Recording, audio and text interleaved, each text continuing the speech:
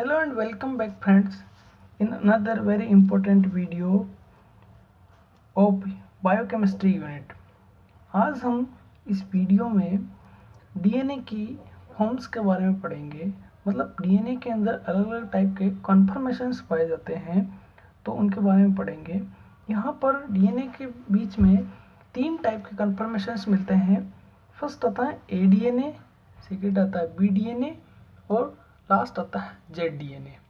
सबसे पहला इनके बीच का डिफरेंस है कि इनकी डिस्कवरी किसने की थी। तो एडीएनए की डिस्कवरी विल्किंस नामक साइंटिस्ट ने की थी। उसके बाद में बीडीएनए की डिस्कवरी फ्रैंकलिन नामक साइंटिस्ट ने की थी। लास्ट में जेडडीएनए की डिस्कवरी अलेक्जेंडर रिच नामक साइंटिस्ट ने की थी। उसके बाद हेलिक्स टाइप ए के अंदर राइट हैंडेड मिलता है, बी में भी राइट हैंडेड मिलता है और जेड फॉर्म के अंदर लेफ्ट हैंडेड हेलिकल टाइप मिलता है।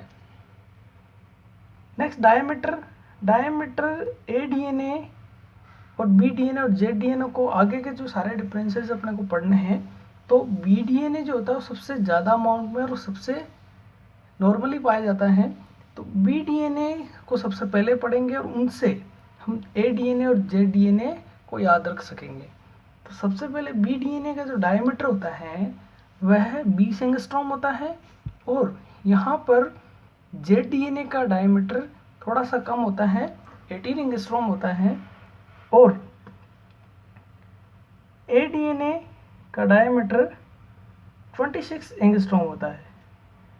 उसके बाद में हेलिकल टर्न या हेलिक्स टर्न मतलब कि दो मेजर ग्रुप के बीच की डिस्टेंस या दो माइनर के बीच की डिस्टेंस जिसको हेलिक्स टर्न कहेंगे। तो हेलिक्स टर्न बीडीएनए के अंदर 34 एंगस्ट्रॉम का पाया जाता है और यहाँ पर 42 एंगस्ट्रॉम का मिलेगा जेडडीएनए के अंदर और 28.6 एंगस्ट्रॉम का मिलेगा एडीएनए के अंदर। और बेस पेयर पर टन, नेक्स्ट डिफरेंस आएगा बेस पेयर्स पर टन मतलब कि एक टन के अंदर कितने बेस पेयर्स हैं। यहाँ पर इस बीडीएनए के अंदर 10 बेस पेयर्स पाए जाते हैं पर टन, तो यहाँ 10 होते हैं और यहाँ पर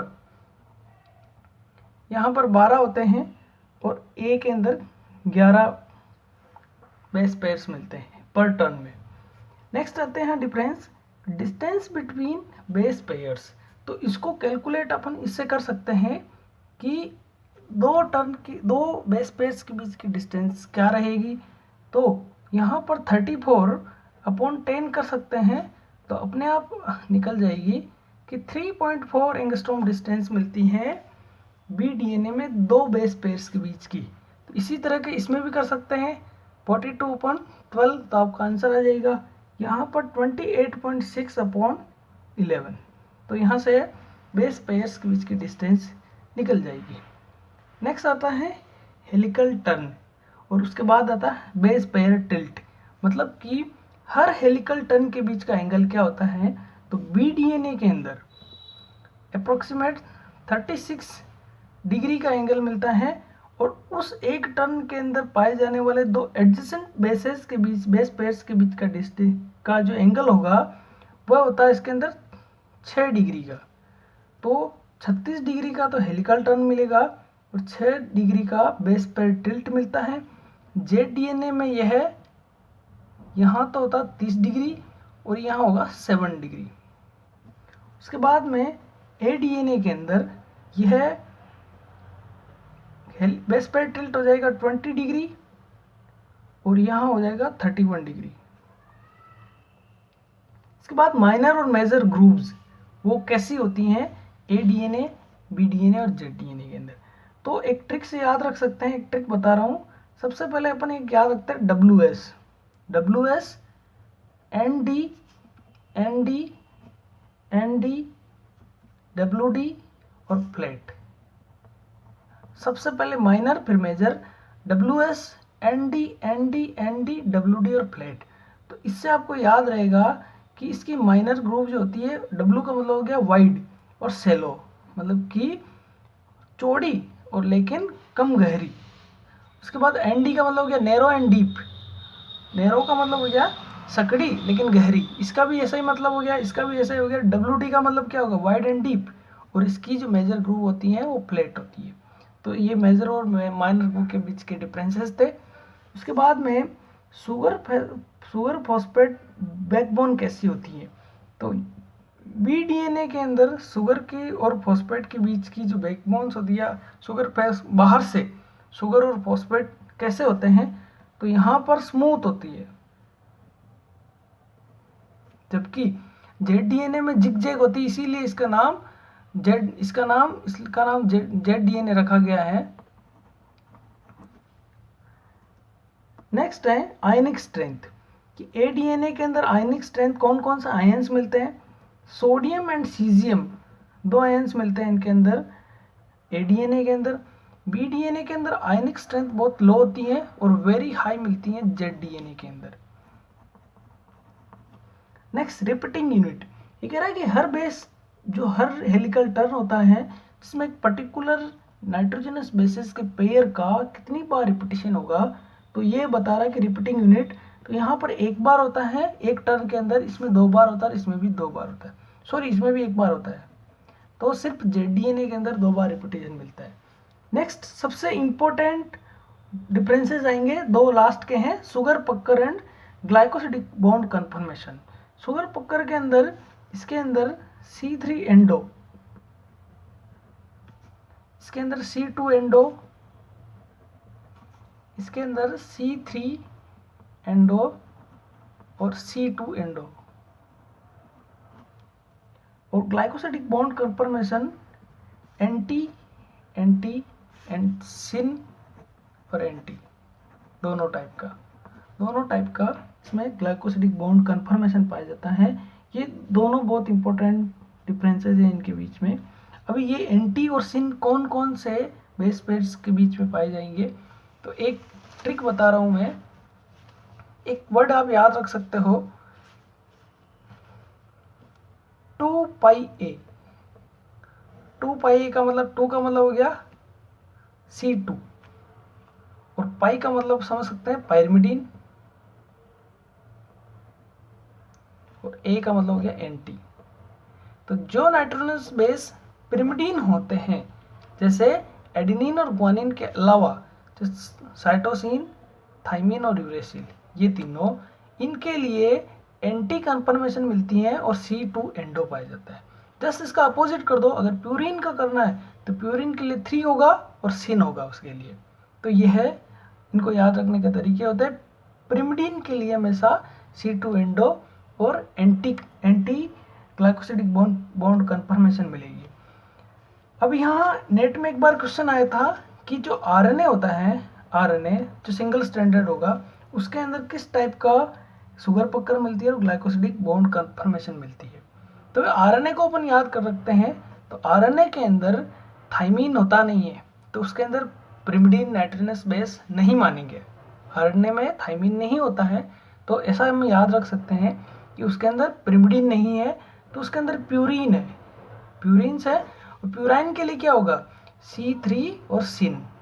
तो इसको याद रख सकते हैं कि आरएनए के अंदर C3 कन्फर्मेशन मिलेगी और सिन ग्लाइकोसिडिक बॉन्ड कन्फर्मेशन पाया जाता है। उसके बाद जो ए, बी और जेड डीएनए के अलावा हमने कुछ और भी फॉर्म पढ़ी हैं, सी डीएनए, एक और पढ़ा सी डीएनए, एक पढ़ा डी डीएनए। तो इनको याद रखना है तो बी डीएनए से याद रख सकते हैं कि यहाँ पर बी डीएनए के अंदर बेस पेयर्स पर टन, ये बेस पेयर्स पर टन 10 थे यहाँ बी डीएनए में। यदि हम 9 कर दें, 9 बेस पेयर्स पर टन, तो वो हो जाएगा सी डीएनए। और एक और कम कर दो, 8 बेस पेयर्स पर टन, तो हो जाएगा डी फॉर्म। लास्ट है कि अपनी जो बॉडी होती है, अपनी बॉडी की सेल्स होती हैं, उनके अंदर किस टाइप का डीएनए मिलता है। तो ऑलमोस्ट अपनी बॉडी की सेल्स के अंदर बी डीएनए मिलता है, तो यहाँ बी डीएनए पाया जाता है। लेकिन जेड डीएनए कहाँ होता है, ए कहाँ होता है, तो मैं बता रहा हूँ जेड डीएनए किसी भी जीन, अपनी बॉडी के जीन्स होते हैं सेल्स के अंदर, उन जीन्स की का जो थर्ड एंड होता है ना, वहां पर जो डीएनए पाया जाता है वो जेड डीएनए होता है।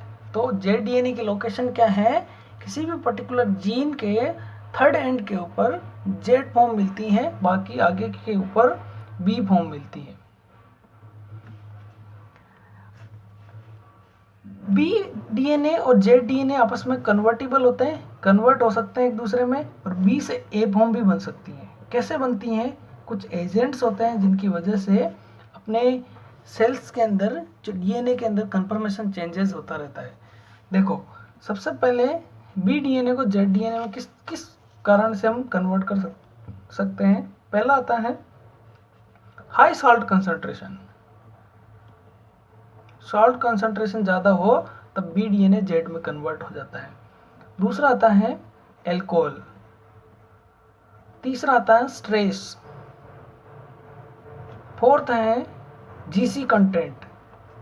जीसी कंटेंट का मतलब हो गया कि ग्वानिन और साइटोसिन नाइट्रोजनस बेसिस बढ़ जाए तब भी बी जेड में कन्वर्ट होने की पॉसिबिलिटी बढ़ जाती है।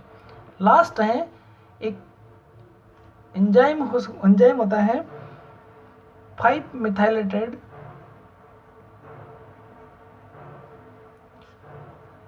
डीऑक्सी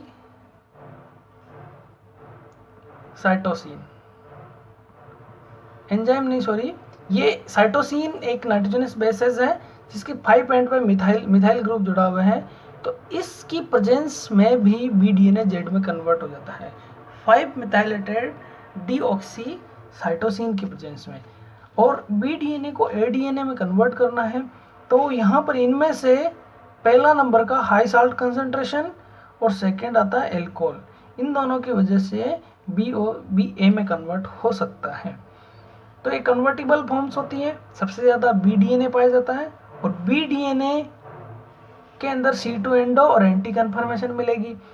और कुछ ऐसे स्टेबिलाइजर्स भी होते हैं जो जैसे जेड डीएनए के स्टेबिलाइजर्स हैं स्पर्मीन एंड स्पर्मिडीन। ये दो स्टेबिलाइजर्स हैं जो जेड डीएनए को स्टेबिलिटी प्रोवाइड करवाते हैं।